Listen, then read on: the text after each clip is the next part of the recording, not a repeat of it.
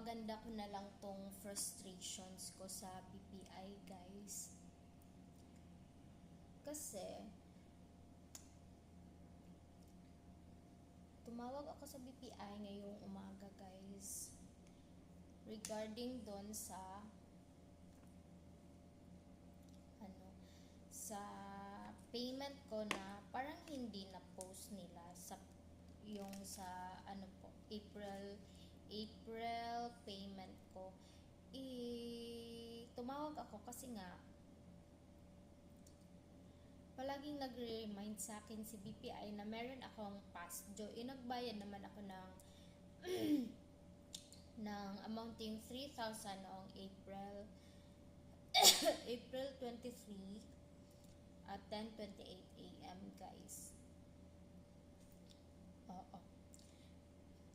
Tapos tumawag ako dun sa internet na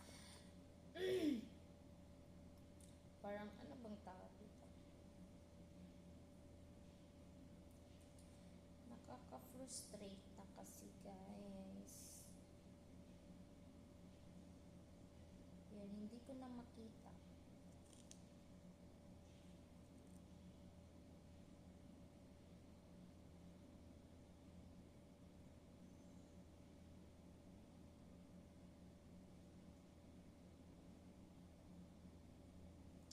Oh my gosh, hindi ko na guys.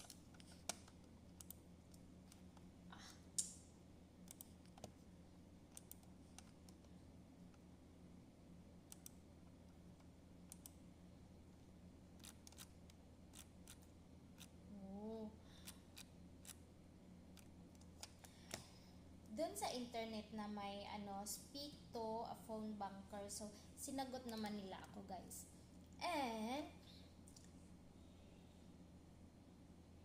what makes me so angry or frustrated, guys, is tatlong agent yung nakausap ko pero wala akong nakuhang guys. Hindi nila ako natulungan. Same lang kasi yung yung sinasagot nila sa akin na may maling information ako na naibigay. Doon sa unang agent, aminado naman ako na meron akong maling, parang confusing detail na ibigay ko. Doon kasi sa yung sinabi niya, baka doon sa ma'am, baka kasi yung unang sinabi niyo, yun yung na-record